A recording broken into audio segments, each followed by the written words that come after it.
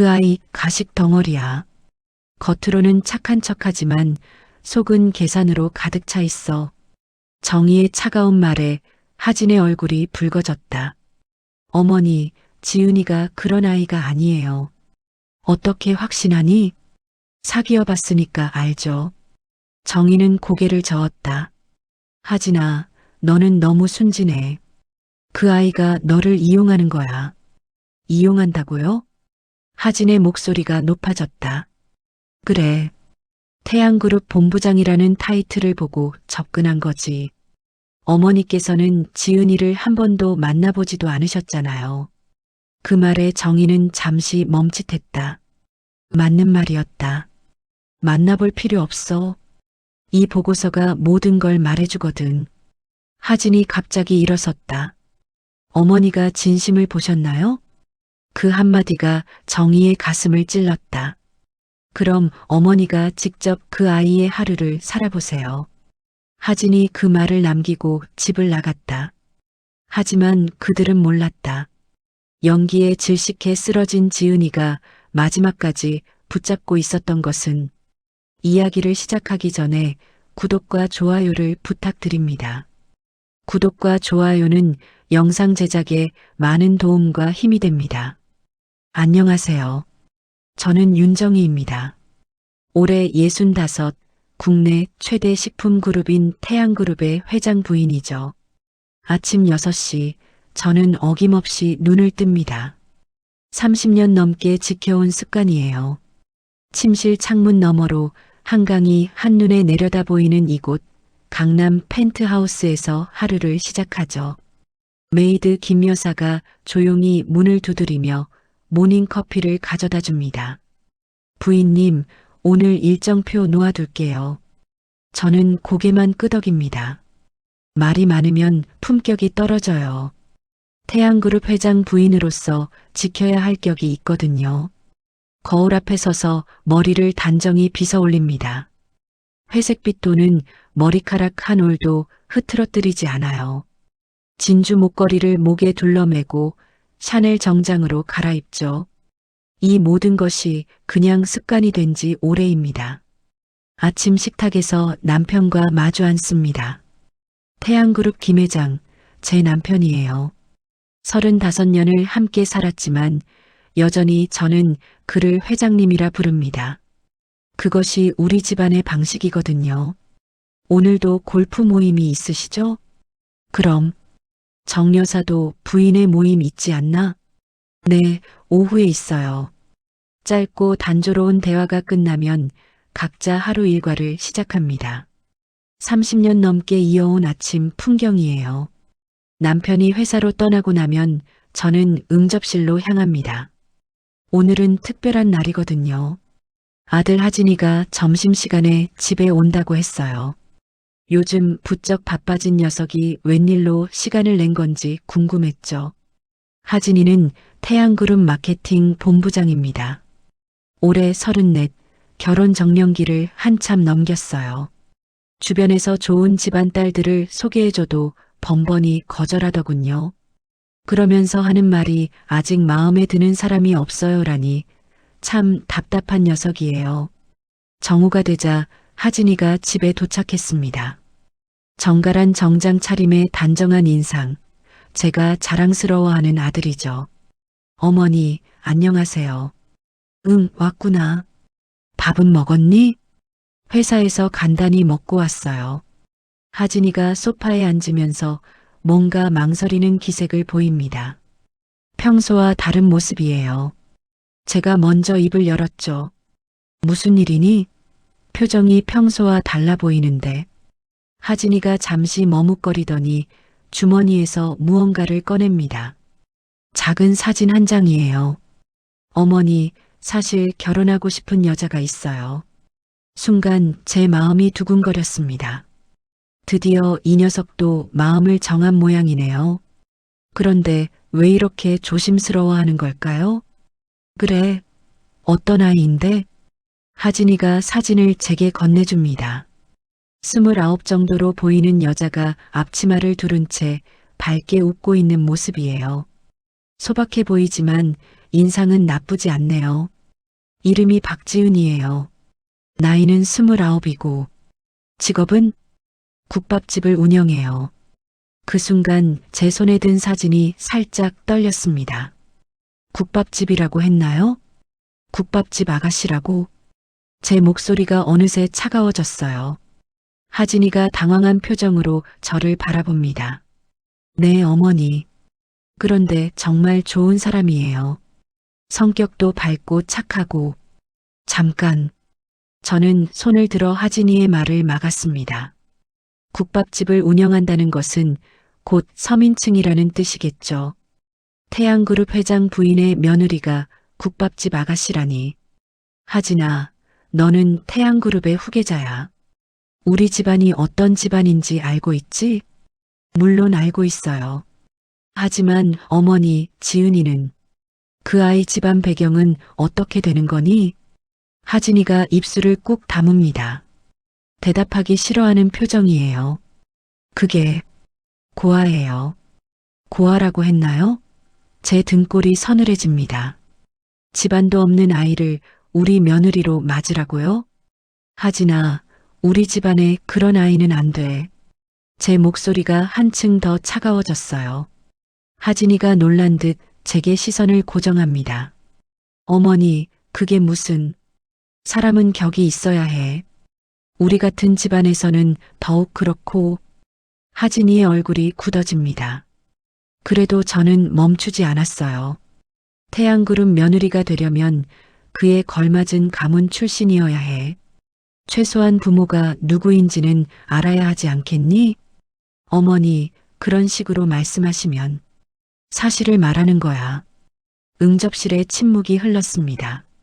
하진이는 사진을 다시 주머니에 넣으면서 한숨을 내쉬었어요. 어머니께서 그렇게 생각하실 줄 알았어요. 그럼 왜 데려왔니?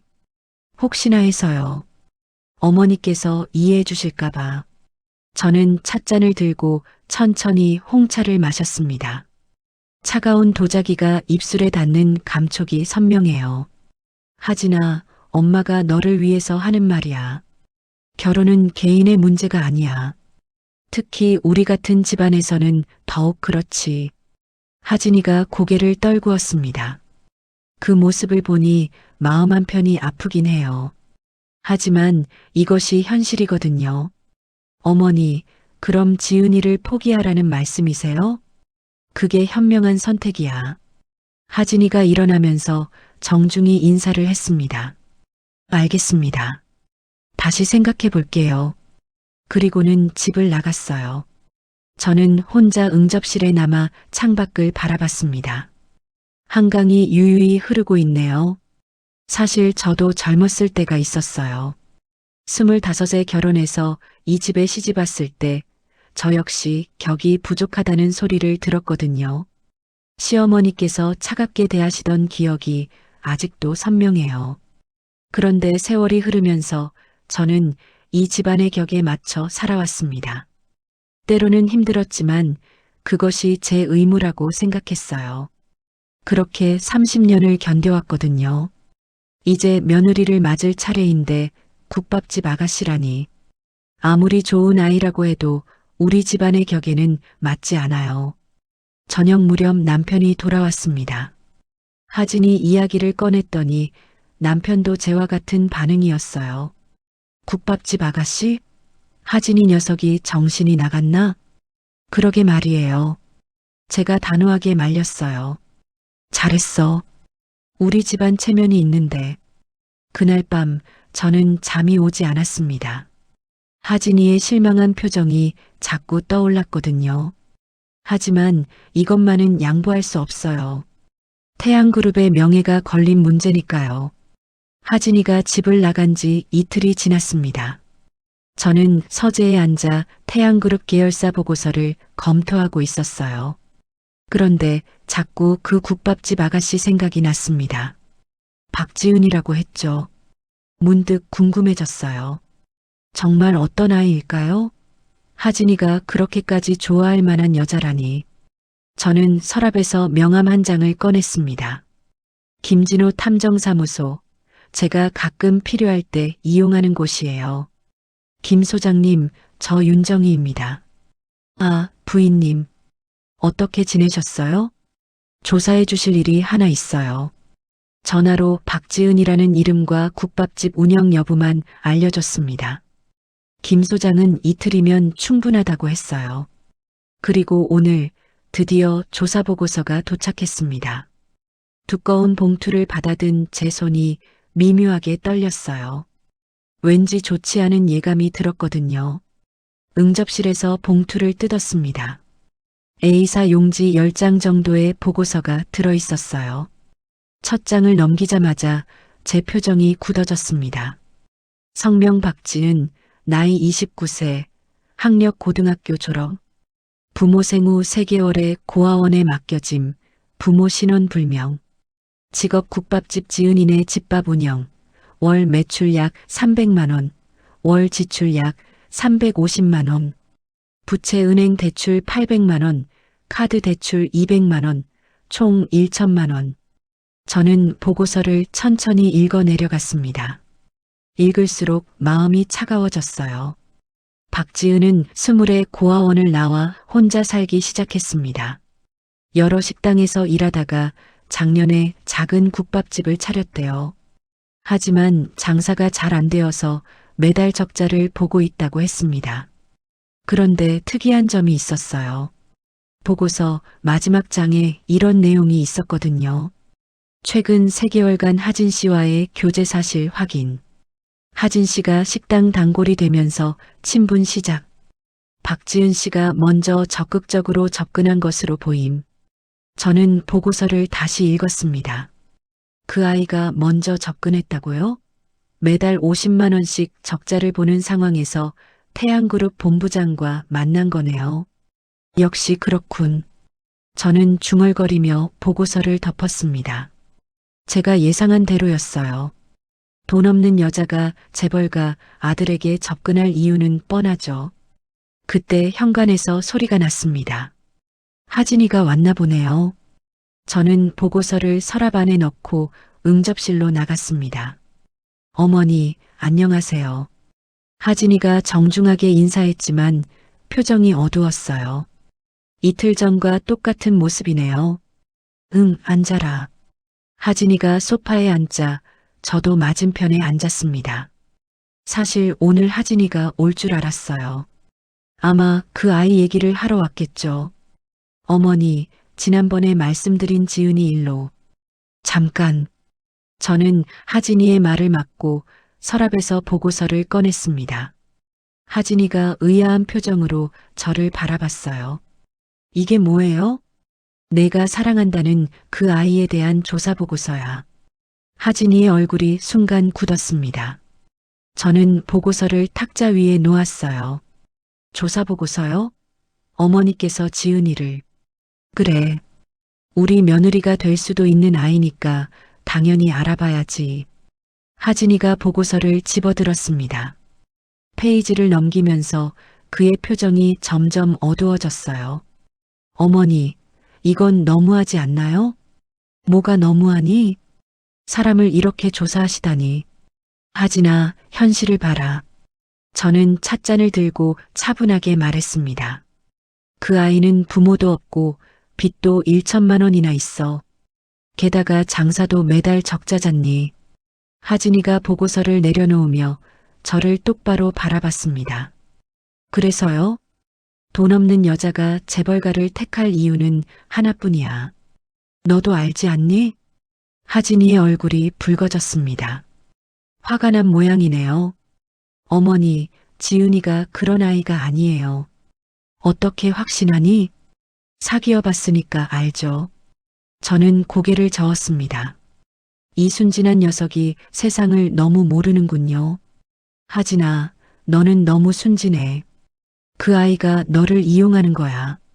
이용한다고요? 하진이의 목소리가 높아졌어요. 평소에 보기 드문 모습이었습니다. 그래. 태양그룹 본부장이라는 타이틀을 보고 접근한 거지. 보고서에도 나와 있잖니. 그 아이가 먼저 적극적으로 다가갔다고. 하진이가 보고서를 다시 들여다봤습니다. 그리고는 억울한 표정으로 고개를 들었어요. 어머니, 그건 지은이 성격이 밝아서 그런 거예요. 먼저 인사하고 친절하게 대한 것뿐이에요. 그렇게 믿고 싶겠지만 현실은 달라. 어머니께서는 지은이를 한 번도 만나보지도 않으셨잖아요. 그 말에 저는 잠시 멈칫했습니다. 맞는 말이긴 해요. 하지만 굳이 만나볼 필요가 있을까요? 만나볼 필요 없어. 이 보고서가 모든 걸 말해주거든. 하진이가 갑자기 일어섰습니다. 그리고는 저를 향해 이런 말을 했어요. 어머니가 진심을 보셨나요? 그 한마디가 제 가슴을 찔렀습니다. 진심이라고요? 진심이 뭐가 중요하니? 현실이 더 중요하지. 저는 지은이의 진심을 봤어요. 어머니는 숫자와 조건만 보시는군요. 하진이의 말이 저를 당황하게 했습니다. 마치 제가 냉혹한 사람인 것처럼 들렸거든요. 하진아, 엄마가 너를 생각해서, 정말 저를 생각해서라면 제 마음도 들어보세요. 하진이가 보고서를 탁자에 던지듯 내려놓았어요. 그 소리가 응접실에 울렸습니다. 지은이는 제게 돈을 요구한 적도 없고 저희 집안 얘기가 나오면 오히려 부담스러워해요. 그런 아이가 절 이용한다고 생각하세요? 저는 할 말이 없었습니다. 하지만 인정할 수는 없었어요. 그건 그 아이가 영리한 거야. 처음부터 돈 얘기를 하면 의심받으니까. 하진이가 실망한 표정으로 고개를 저었습니다. 어머니는 사람을 너무 의심하세요. 세상이 원래 그런 거야. 저는 그렇게 살고 싶지 않아요. 그 말을 남기고 하진이가 집을 나갔습니다. 저는 혼자 응접실에 남아 어수선한 마음을 정리했어요. 진심을 보지 못했다고요? 저도 젊었을 때는 순진했었습니다. 하지만 이 집에 시집와서 배웠어요. 사람은 언제든 변할 수 있다는 걸. 특히 돈이 걸린 문제에서는 더욱 그렇죠. 저녁 무렵 남편에게 오늘 일을 얘기했습니다. 조사 보고서까지 받아봤어? 네. 역시 제 생각이 맞았어요. 그런데 하진이가 화를 냈다고? 진심을 모른다고 하더군요.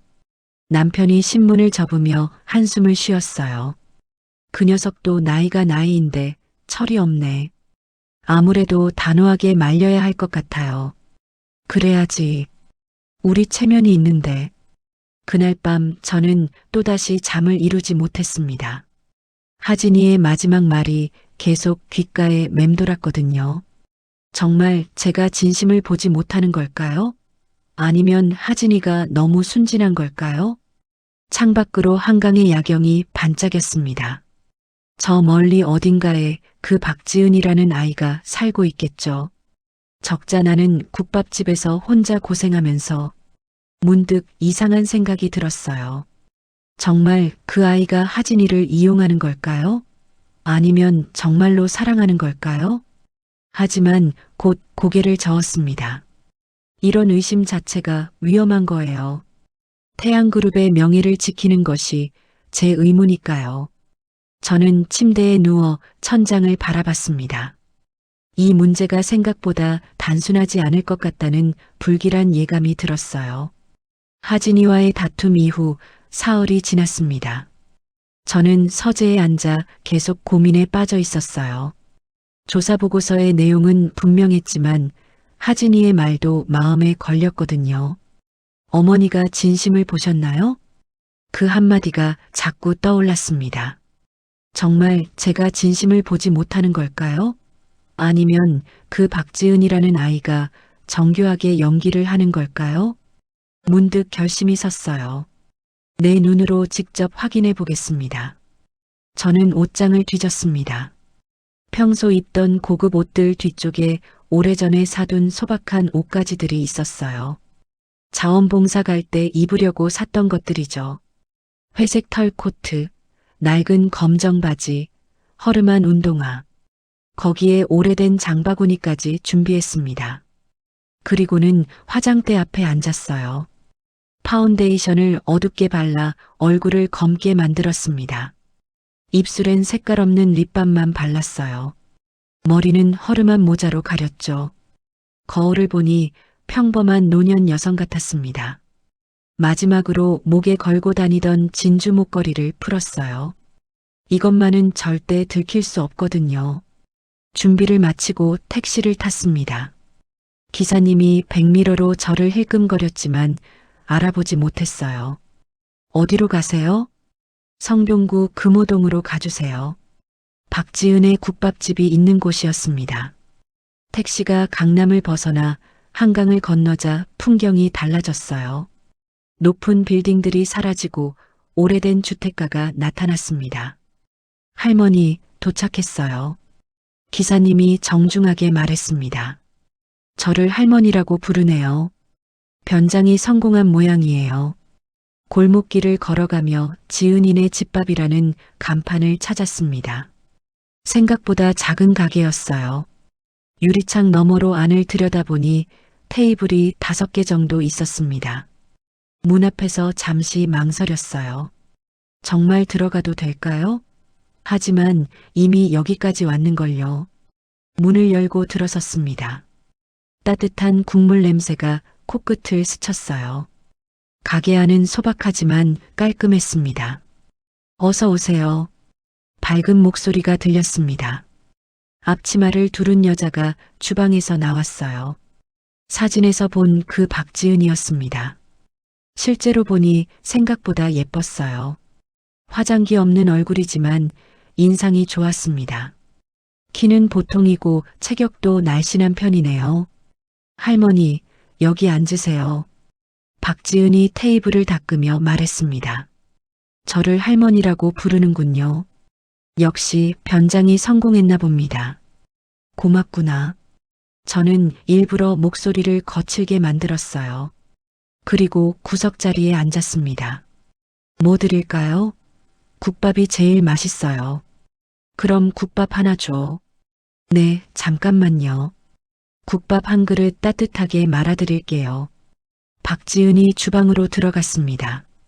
저는 그녀의 모습을 유심히 관찰했어요. 손놀림이 능숙하고 표정도 자연스럽네요. 그런데 이상했어요. 제가 입고 온 허름한 옷에서 냄새가 났는데도 박지은은 얼굴을 찌푸리지 않았거든요. 오히려 미소를 지었습니다. 잠시 후 국밥이 나왔어요. 조심하세요. 뜨거워요. 박지은이 국밥을 제 앞에 놓으며 말했습니다. 그리고는 물과 반찬도 가져다 줬어요. 혼자 사시나요? 응. 외로우시겠어요. 저도 혼자 살아서 그 마음 알아요. 박지은이 자연스럽게 말을 걸었습니다. 손님과 친해지려는 모습이 역력했어요. 국밥을 떠먹으며 생각했습니다. 이런 식으로 접근하는 걸까요? 먼저 친근감을 조성하고 신뢰를 쌓는 거죠. 장사 힘들지 않니? 힘들죠.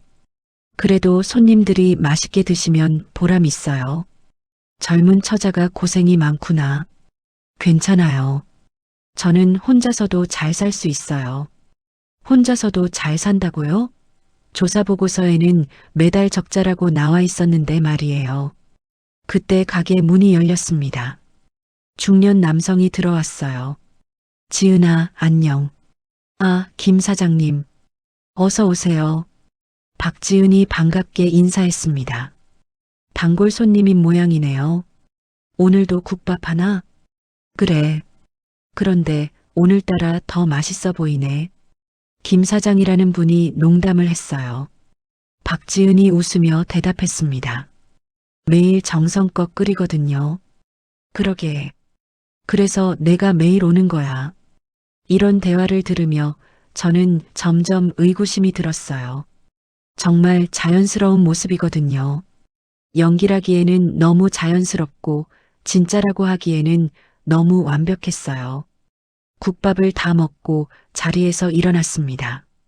얼마니? 5,000원이에요. 저는 5,000원을 내밀었어요. 그런데 박지은이 제 손을 보더니 깜짝 놀란 표정을 지었습니다. 할머니, 손이 너무 거칠어 보여요. 핸드크림 발라드릴까요? 그 순간 저는 당황했습니다. 제 손에는 고급 핸드크림을 발라서 부드러워야 하는데 일부러 거칠게 만들어 왔거든요. 괜찮다. 아니에요. 잠깐만요. 박지은이 서랍에서 핸드크림을 꺼내왔어요. 그리고는 제 손에 발라주기 시작했습니다. 이렇게 추운 날에는 손이 트기 쉬워요. 매일 발라주세요. 저는 어리둥절했어요. 이것도 연기일까요? 아니면 정말 친절한 걸까요? 고맙구나. 별 말씀을요. 또 오세요. 가게를 나서며 뒤를 돌아봤어요. 박지은이 창가에 서서 손을 흔들고 있었습니다. 택시를 타고 집으로 돌아가는 길, 저는 복잡한 마음이었어요. 생각했던 것과 다른 모습이었거든요. 집에 도착해서 화장을 지우고 옷을 갈아입었습니다.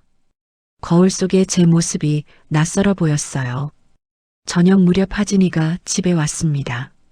어머니, 오늘 어디 다녀오셨어요? 평소보다 피곤해 보이시는데. 응? 아니야, 그냥 집에 있었어. 저는 거짓말을 했어요.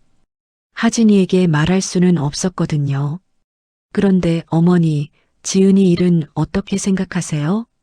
아직 결정한 게 없어. 실제로는 더 복잡해진 상황이었어요. 오늘 본 박지은의 모습이 자꾸 떠올랐거든요. 그날 밤 잠자리에 누워서도 생각이 많았습니다. 정말 연기였을까요? 아니면 진짜 친절한 성격일까요? 하지만 곧 고개를 저었어요. 이런 생각 자체가 위험한 거예요. 조사 보고서의 내용은 분명했거든요. 빚 1천만 원, 매달 적자, 그리고 하진이에게 먼저 접근한 것. 이건 연기야. 재벌가를 노리고 훈련된 거야. 저는 스스로에게 말했어요. 그래야만 마음이 편했거든요.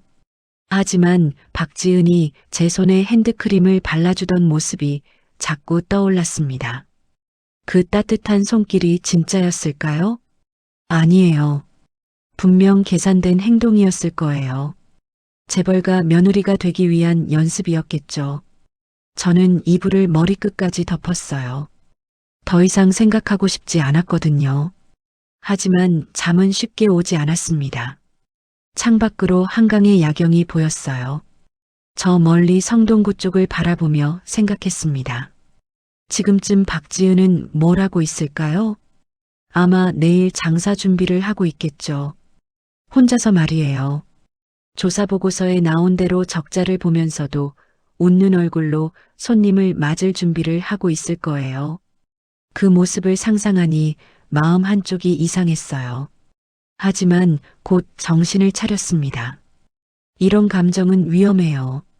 저는 태양그룹의 명예를 지켜야 해요. 그것이 제 의무니까요. 국밥집에서 돌아온 다음 날 아침, 저는 평소보다 일찍 일어났습니다. 밤새 잠을 제대로 이루지 못했거든요. 박지은의 모습이 자꾸 떠올라서 마음이 어수선했어요. 세수를 하며 거울을 봤습니다. 눈가에 주름이 더 깊어진 것 같았어요. 어제의 변장과 긴장감 때문일까요? 아침 식사를 마치고 응접실에 앉아 있는데 하진이가 찾아왔습니다. 요즘 자주 오는군요.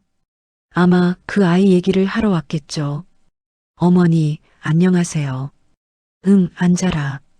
하진이가 소파에 앉자마자 입을 열었습니다. 어머니, 지은이 일을 다시 한번 생각해 봐 주세요. 역시 그 얘기네요. 저는 찻잔을 들고 천천히 홍차를 마셨어요. 하진아, 엄마 말 잘 들어. 네. 그 아이 가식 덩어리야. 하진이의 표정이 굳었습니다. 하지만 저는 계속했어요. 겉으로는 착한 척하지만 속은 계산으로 가득 차 있어. 어머니, 어떻게 그렇게 단정하세요? 엄마가 세상을 더 많이 봤으니까. 저는 어제 국밥집에서 본 장면을 떠올렸어요. 분명 연기였을 거예요. 그 친절함, 그 따뜻함, 모든 것이 계산된 행동이었겠죠. 지은이를 한 번도 제대로 만나보지도 않으셨으면서 만날 필요 없어. 조사보고서가 모든 걸 말해주거든. 하진이가 주먹을 꽉 쥐었습니다. 화가 많이 났나 보네요. 어머니는 사람을 숫자로만 판단하시는군요. 현실적으로 생각하는 거야. 현실적이라고요? 하진이의 목소리가 높아졌어요. 평소에 보기 드문 모습이었습니다. 그럼 현실적으로 생각해 보세요. 지은이가 정말 제 돈을 노린다면 왜 만나자는 제안을 계속 거절할까요? 저는 잠시 멈칫했습니다. 만나자는 제안을 거절한다고요? 뭔 소리니? 지은이는 비싼 레스토랑에 가자고 해도 가지 않아요. 선물도 받지 않으려 해요. 오히려 저한테 돈 쓰지 말라고 하거든요. 그런 일이 있었나요? 조사 보고서에는 그런 내용이 없었는데. 그건 그 아이가 영리한 거야. 처음부터 티내면 의심받으니까 시간을 두고 천천히 접근하는 거지. 하진이가 실망한 표정으로 고개를 저었습니다. 어머니, 세상에 그런 사람만 있는 건 아니에요. 하진아, 너는 너무 순진해. 순진한 게 아니라 사람을 믿는 거예요. 그 말이 제 가슴을 찔렀습니다. 사람을 믿는다고요? 믿음만으로는 살 수 없어. 그럼 의심만으로 살 수 있나요? 하진이의 반박에 저는 할 말이 없었습니다. 하지만 인정할 수는 없었어요. 하진아, 엄마가 너를 위해서 하는 말이야. 정말 저를 위해서라면 제 마음을 믿어주세요. 내 마음은 잘못 판단할 수 있어. 어머니 마음은 절대 틀리지 않나요? 그 질문에 저는 당황했습니다. 제 마음도 틀릴 수 있다는 뜻인가요? 엄마는 경험이 많으니까. 경험이 항상 옳은 건 아니잖아요. 하진이가 갑자기 일어섰습니다. 그리고는 저를 향해 이런 말을 했어요. 어머니, 정말 지은이가 그렇게 나쁜 사람이라고 생각하세요? 그래.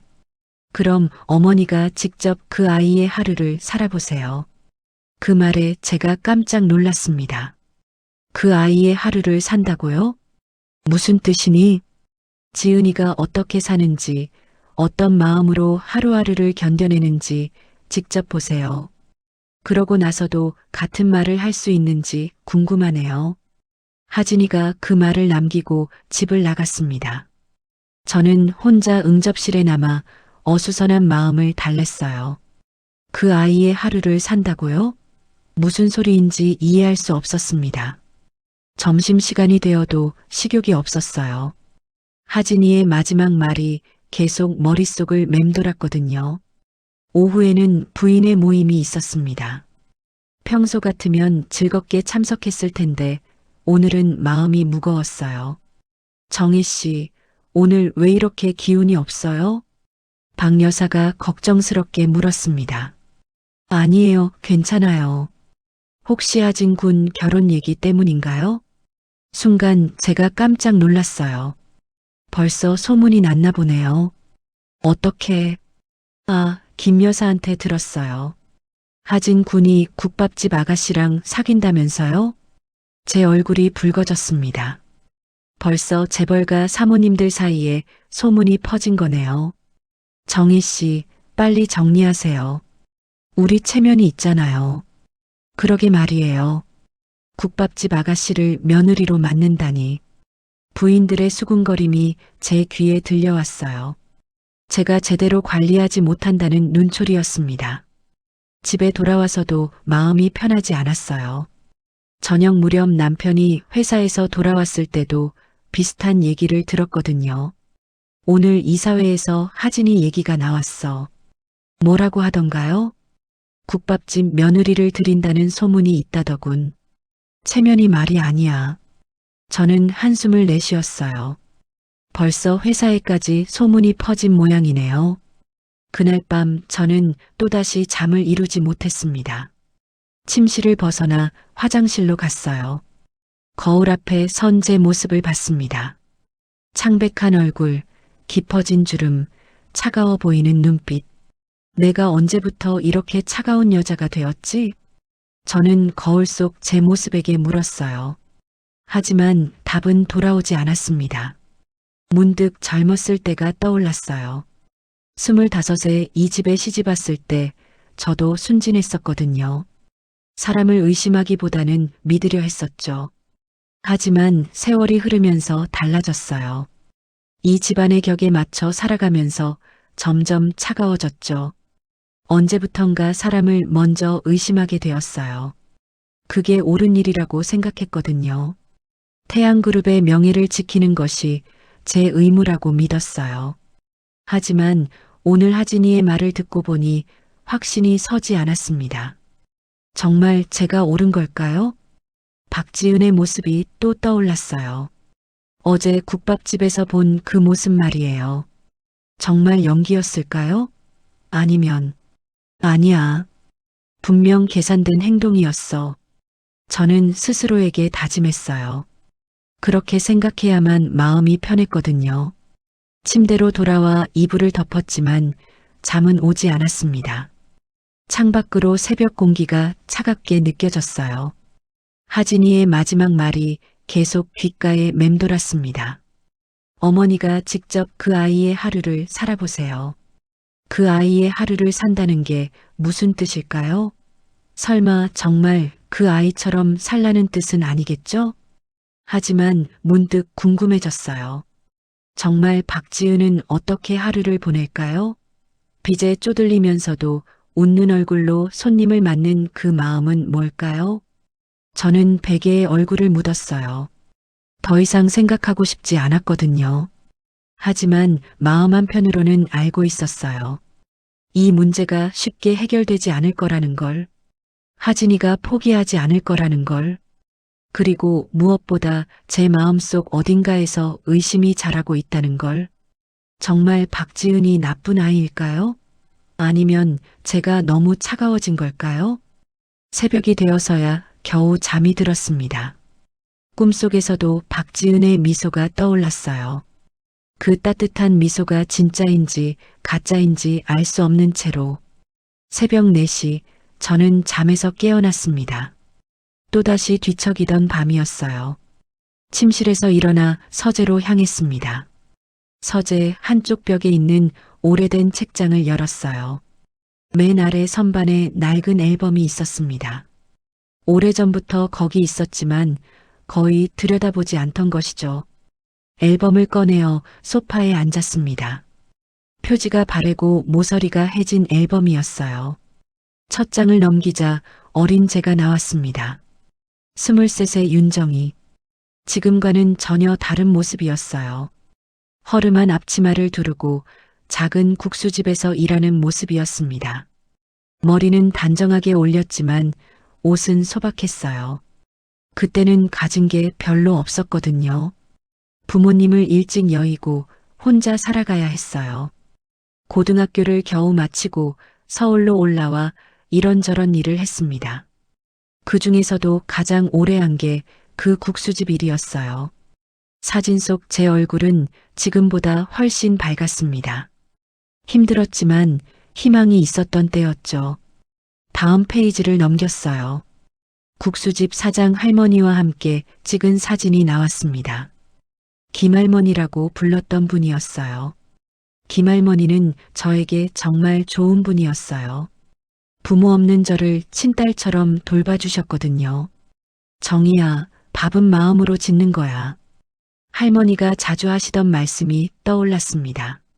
사람도 마음으로 봐야 해. 겉모습에 속으면 안 되거든. 그때는 그 말씀의 의미를 잘 몰랐어요. 그냥 할머니가 철학적인 얘기를 좋아하시는구나 생각했죠. 사진을 계속 넘기며 그때를 떠올렸습니다. 새벽 5시에 일어나서 국물을 우리고 면을 삶고 손님을 맞았어요.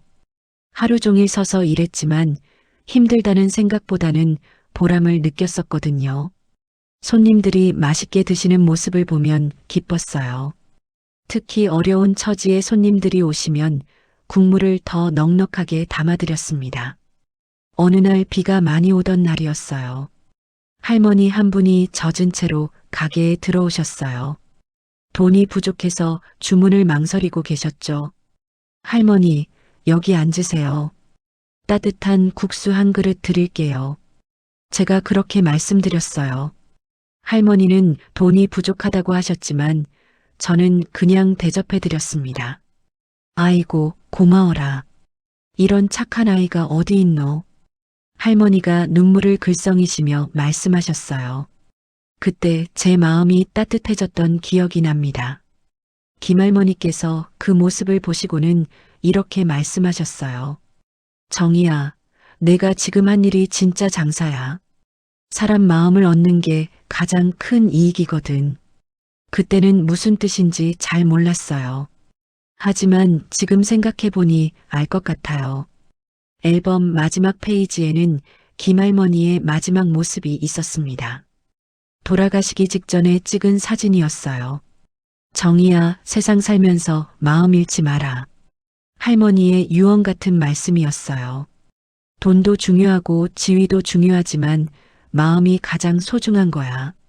그 말씀을 들을 때는 당연한 얘기라고 생각했어요. 하지만 지금 보니 얼마나 어려운 일인지 알겠습니다. 저는 앨범을 덮고 창밖을 바라봤어요. 한강이 새벽 안개에 쌓여 있었습니다. 언제부터였을까요? 제가 이렇게 차가워진 게 말이에요. 태양그룹에 시집와서 처음에는 힘들었어요. 시어머니께서 저를 못마땅해 하셨거든요. 집안이 변변하지 않다고 하시면서 차갑게 대하셨어요. 그래서 저는 더 완벽해지려고 노력했습니다. 격에 맞는 부인이 되려고 했어요. 그러다 보니 점점 마음보다는 조건을 먼저 보게 되었던 것 같아요.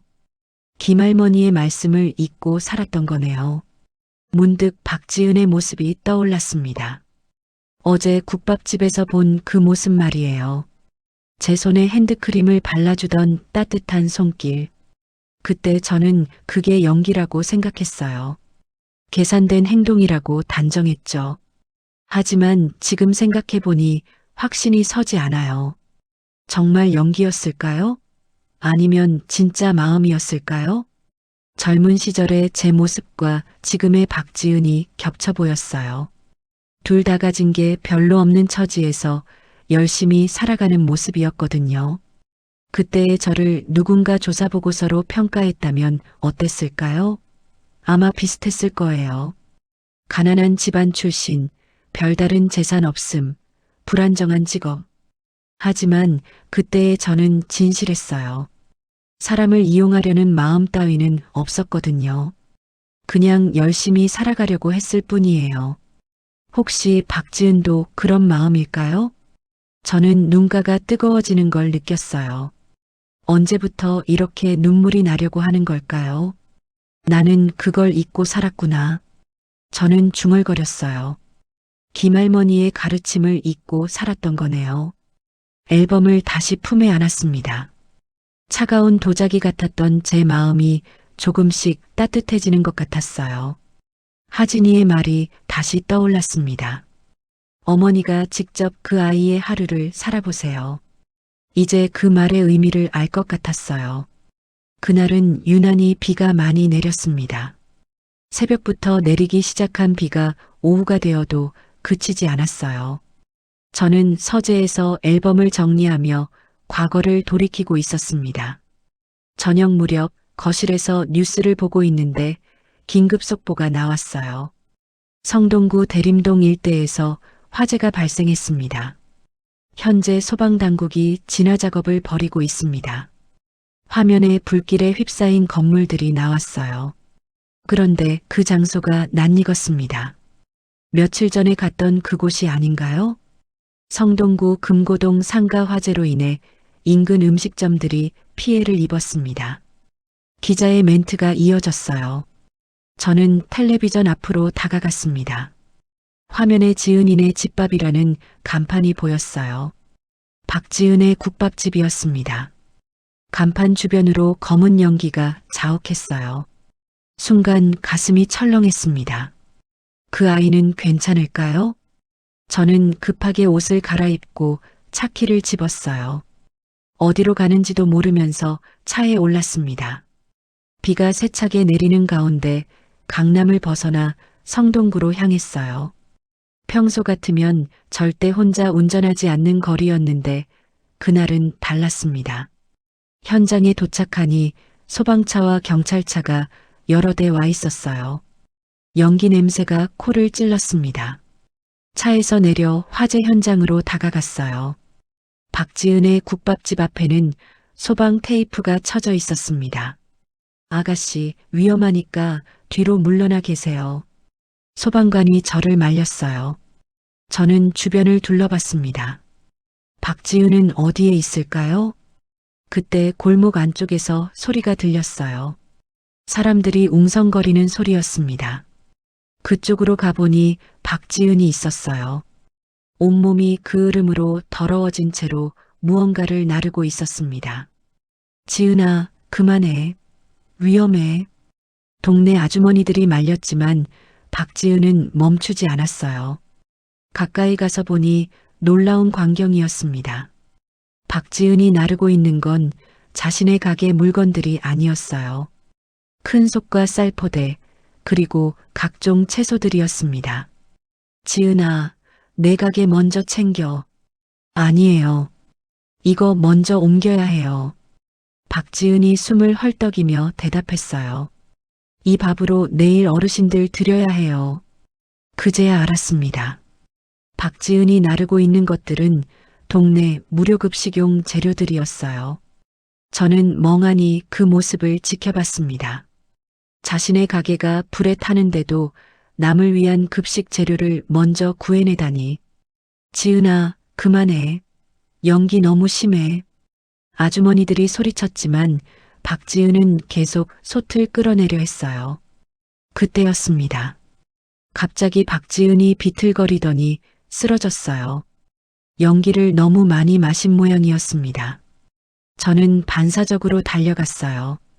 쓰러진 박지은을 끌어안았습니다. 아가씨, 아가씨. 박지은의 얼굴이 창백했어요. 의식이 흐려진 것 같았습니다. 119 불러요. 빨리. 제가 소리쳤어요. 주변 사람들이 분주하게 움직였습니다. 박지은을 품에 안고 있으니 마음이 무너지는 것 같았어요. 이렇게 작고 연약한 아이가 남을 위해 자신을 희생하다니. 이런 아이를 내가 시험했다고? 저는 중얼거렸어요. 몇 날 며칠 동안 그 아이를 의심했던 제 자신이 부끄러웠습니다. 구급차가 도착했어요. 구급대원들이 박지은을 응급처치했습니다. 의식은 있어요. 연기 흡입이 심한 것 같으니 병원으로 옮겨야 해요. 구급대원의 말을 듣고 안도했어요. 다행히 생명에는 지장이 없는 것 같았습니다. 박지은을 구급차에 태우기 전 그 아이가 희미하게 눈을 떴어요. 할머니? 박지은이 저를 알아봤나 보네요. 며칠 전 국밥집에서 만났던 그 할머니로 말이에요. 괜찮니? 네. 그런데 솥은 옮겼나요? 이런 상황에서도 급식용 솥 걱정을 하고 있었어요. 걱정하지 마. 다 옮겼어. 제가 거짓말로라도 안심시켜줬어요. 박지은이 안도의 표정을 지으며 다시 눈을 감았습니다. 구급차가 떠나고 나서 저는 화재 현장을 다시 둘러봤어요. 박지은의 국밥집은 반쯤 타서 형편없는 모습이었습니다. 그런데 급식용 재료들은 정말로 안전한 곳에 옮겨져 있었어요. 동네 아주머니들과 아저씨들이 박지은이 쓰러진 후에도 계속 옮겨준 모양이었습니다. 지은이가 평소에 얼마나 좋은 일을 했는지 몰라요. 한 아주머니가 제게 말했어요. 매주 토요일마다 어르신들 무료급식 도와드리거든요. 자기 가게 장사도 안 되는데 말이에요. 그런 일을 했다고요? 그럼요. 돈도 안 받고 재료비까지 자기가 대면서 도와드렸어요. 저는 충격을 받았습니다. 조사 보고서에는 그런 내용이 없었거든요. 지은이가 없으면 어르신들 급식이 어려워져요. 그래서 오늘도 자기 가게보다 급식 재료를 먼저 구한 거예요. 또 다른 아주머니가 덧붙였어요.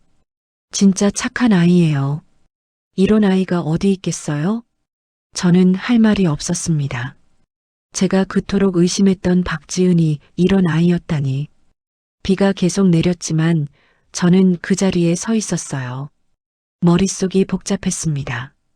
조사보고서에는 박지은이 매달 적자를 본다고 나와 있었어요. 그런데 그 이유가 무료급식 때문이었다니. 자신의 가게 운영도 힘든데 남을 도와주느라 적자를 본 거였어요. 그리고 오늘 화재 현장에서 보인 모습은 어떤가요? 자신의 재산보다 남을 위한 것을 먼저 구해낸 거잖아요. 이런 사람을 어떻게 계산적이라고 할 수 있을까요? 저는 차에 올라 병원으로 향했어요. 박지은의 상태를 확인해야겠다는 생각이 들었거든요. 병원에 도착해서 응급실을 찾았습니다. 박지은은 산소 마스크를 끼고 침대에 누워 있었어요. 의사 선생님 말씀으로는 연기 흡입이 심했지만 생명에는 지장이 없다고 했어요. 박지은 곁에는 동네 사람들이 와 있었습니다. 걱정스러운 표정으로 지켜보고 있었어요. 할머니도 오셨네요. 한 아주머니가 저를 알아봤어요. 며칠 전 국밥집에서 봤나 보네요. 지은이가 평소에 할머니 얘기 많이 했어요. 친절하게 해주셔서 고맙다고. 저는 가슴이 뭉클했어요. 제가 변장하고 간 것도 모르고 고마워했다니. 그때 박지은이 깨어났어요. 희미하게 눈을 뜨더니 주변을 둘러봤습니다. 어르신들 급식은 내일 어떻게 해요? 이런 상황에서도 급식 걱정을 먼저 하고 있었어요. 걱정하지 마, 지은아. 우리가 다 준비해 놓을게.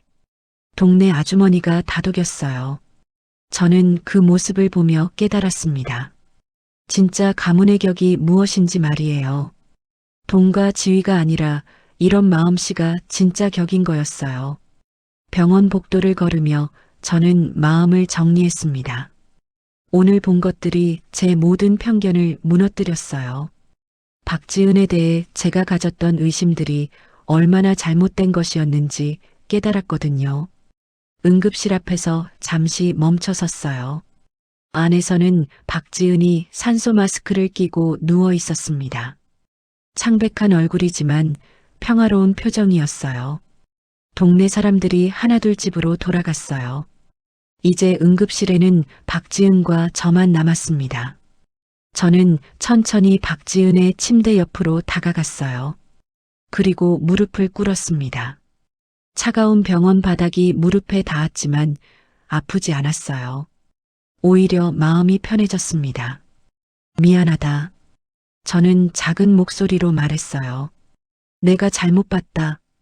박지은이 희미하게 눈을 떴습니다. 저를 보더니 놀란 표정을 지었어요. 할머니, 왜 이렇게... 아이야, 미안해. 저는 박지은의 손을 잡았어요. 거칠어진 손이었지만 따뜻했습니다. 할머니가 무슨... 너를 의심했어. 나쁜 아이라고 생각했지.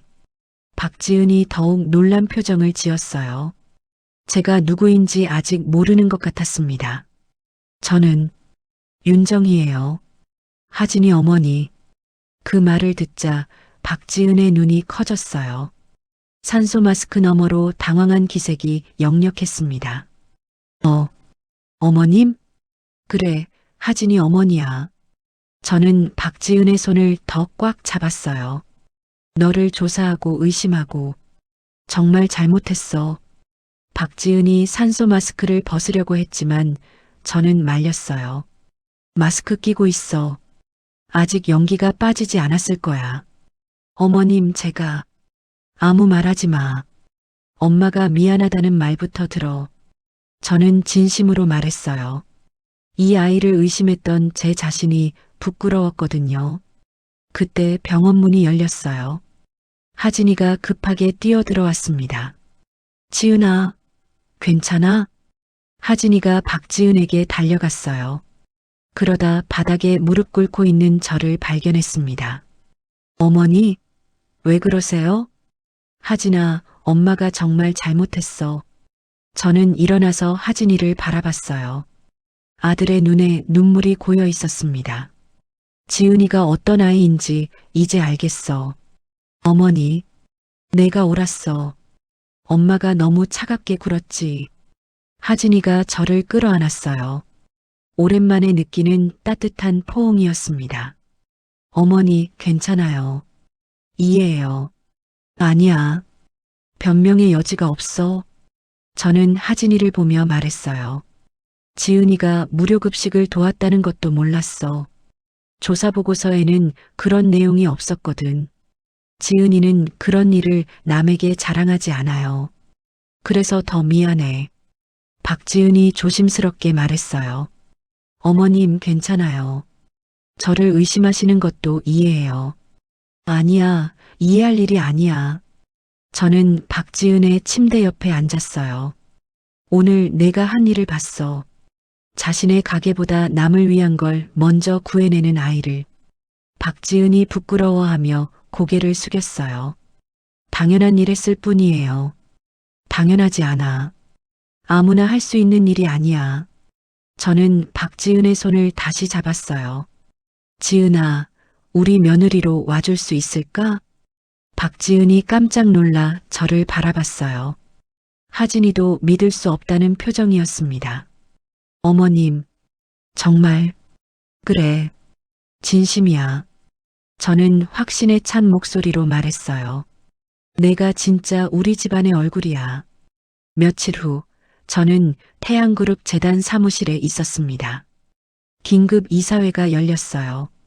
부인님께서 무료급식 지원 사업을 제안하셨다고요?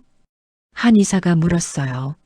네, 지은 무료급식 재건 기금을 만들고 싶어요. 규모는 어느 정도로 생각하시나요? 10억 원으로 시작해서 매년 추가 지원하겠어요. 이사들이 웅성거렸어요. 적지 않은 금액이었거든요. 재단 명의로 하시겠다는 말씀인가요? 그렇습니다. 태양그룹의 사회공헌 사업으로 추진하고 싶어요. 특별한 이유가 있으신가요? 저는 잠시 생각했어요. 그리고 진실을 말했습니다. 제가 지켜봐야 할 가문의 격을 잘못 이해했었어요. 어떤 뜻인지, 돈과 지위가 격이 아니라 나눔과 배려가 격이라는 걸 배웠거든요. 이사회는 만장일치로 기금 조성을 결정했어요. 일주일 후 기자회견장에 섰습니다. 여러 언론사 기자들이 참석했어요. 태양그룹 재단에서 무료급식 지원 사업을 시작하는 이유가 무엇입니까? 기자가 질문했어요. 저는 마이크 앞에 섰어요. 떨렸지만 마음은 확고했습니다. 가문의 품격은 돈이 아니라 나눔으로 증명되는 것이라고 생각합니다. 구체적으로 어떤 계기가 있었나요? 제가 만난 한 젊은 여성이 보여준 모습에서 진짜 격이 무엇인지 배웠어요. 저는 박지은 이야기를 했어요. 물론 개인정보는 보호하면서 말이에요.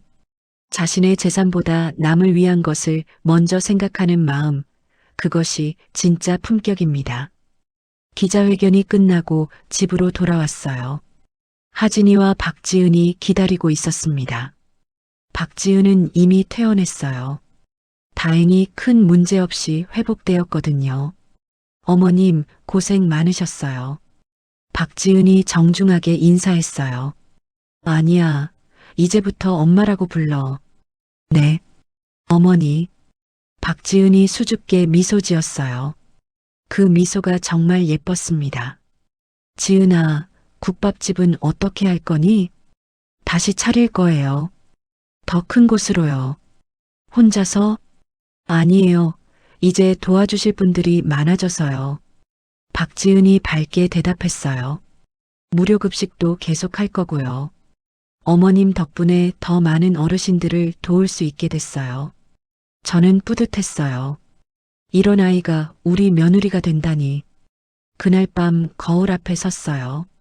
예전과는 다른 제 모습이 보였습니다. 눈빛이 따뜻해졌어요. 차가웠던 표정도 부드러워진 것 같았고요. 김할머니의 말씀이 떠올랐어요.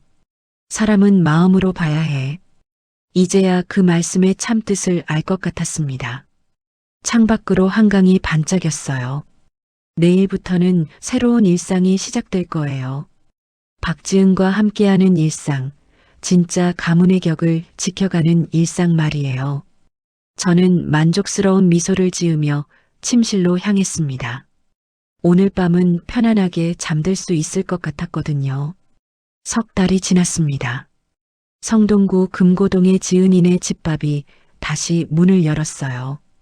예전보다 2배 넓어진 공간에 깨끗한 테이블들이 놓여 있었습니다. 가게 한쪽에는 특별한 코너가 마련되어 있었어요. 무료급식 코너라고 쓰인 팻말 아래 청아재단 후원이라는 문패가 걸려 있었습니다. 저는 오늘도 어김없이 이곳에 왔어요. 펜트하우스에서 성동구까지 이제 익숙해진 길이었습니다. 주방에 들어서니 박지은이 분주히 움직이고 있었어요. 새벽부터 국물을 우리고 준비를 하느라 바쁜 모습이었습니다. 어머니, 오셨어요? 박지은이 밝게 인사했어요. 이제 정말 딸처럼 느껴졌습니다. 응, 오늘도 도우러 왔지. 저는 앞치마를 두르며 말했어요. 예전에는 상상도 못했던 일이었죠. 첫 손님이 들어왔어요. 동네 할아버지였습니다. 어서 오세요. 박지은이 반갑게 인사했어요. 지은아, 오늘도 국밥 하나. 네, 잠깐만요. 박지은이 주방으로 들어가려 하자 제가 말렸어요. 내가 할게. 어머니, 괜찮아요. 됐다.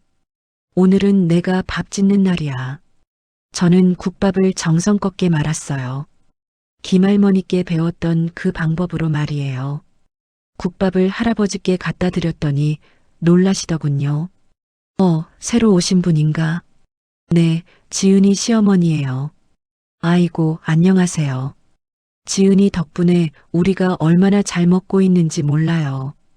할아버지의 따뜻한 말씀에 마음이 뭉클했어요. 점심시간이 되자 손님들이 몰려들었습니다. 직장인들, 동네 주민들, 그리고 무료급식을 받으러 온 어르신들까지. 저는 쉴 틈 없이 서빙을 도왔어요. 예전 같으면 상상도 못했던 일이었지만 이상하게 행복했습니다. 어머니, 손님 많으니까 그만 쉬세요. 박지은이 걱정스럽게 말했어요. 괜찮아. 이런 일이 좋더라. 정말 그랬어요. 손님들이 맛있게 드시는 모습을 보니 보람이 느껴졌거든요. 오후가 되어 손님이 뜸해지자 박지은과 함께 앉았어요. 어머니, 피곤하시죠? 아니야. 오히려 기운이 나네. 저는 진심으로 말했어요. 어머니께서 도와주시니까 정말 든든해요. 내가 도움이 되나? 물론이에요. 어머니가 계시니까 동네 분들도 더 편안해 하시는 것 같아요. 박지은의 말에 뿌듯했어요. 그때 하진이가 들어왔습니다. 회사에서 일찍 나온 모양이었어요. 어머니, 지은아, 수고 많았어. 하진아, 어서 와. 오늘도 바빴지? 그럼. 점심시간에는 자리가 없을 정도였어. 하진이가 뿌듯한 표정을 지었어요. 우리 가게가 이렇게 잘 되니까 기분 좋네. 우리 가게라는 말이 좋았어요. 정말 가족이 된 기분이었거든요. 저녁 준비를 마치고 3명이 함께 앉아 차를 마셔요. 소박하지만 따뜻한 시간이었습니다. 어머니, 처음에 저를 의심하셨을 때 어떤 기분이셨어요? 박지은이 갑자기 물었어요. 저는 잠시 생각했어요. 미안했지. 너를 제대로 보지 못한 내가. 저도 이해해요. 어머니 입장에서는 당연한 일이었죠. 아니야. 변명할 수 없어. 저는 고개를 저었어요. 사람을 겉모습으로 판단한 내가 잘못이야. 그날 밤 집으로 돌아가면서 생각했어요. 정말 많은 것이 바뀌었구나 하고 말이에요. 예전에는 체면과 격식만 생각했었는데 이제는 사람의 마음을 먼저 보게 되었어요. 그리고 무엇보다 진짜 행복이 무엇인지 알게 되었습니다. 펜트하우스 창가에서 성동구 쪽을 바라봤어요. 저 멀리 박지은의 국밥집이 있겠죠. 내일도 또 갈 거예요. 문득 김할머니의 말씀이 떠올랐습니다. 밥은 마음으로 짓는 거야. 이제야 그 말씀을 진짜로 이해하게 되었어요. 밥 한 그릇에도 마음이 들어가야 해요. 그 마음이 사람을 따뜻하게 하고 관계를 바꾸고 인생을 바꾸는 거죠. 그리고 저 윤정이는 이제야 진짜 어머니가 되었다고 생각해요. 돈과 지위로 만든 어머니가 아니라 마음으로 만든 어머니 말이에요. 내일 아침에도 성동구로 갈 거예요. 박지은과 함께 밥을 짓고 손님들을 맞고 웃음을 나눌 거예요. 그것이 제가 찾은 진짜 행복이거든요. 창밖으로 한강이 반짝였어요. 따뜻한 밤 냄새가 제 마음속에도 퍼져나가는 것 같았습니다. 그럼 오늘 이야기는 여기까지입니다. 영상을 시청해주신 모든 분들 고맙습니다.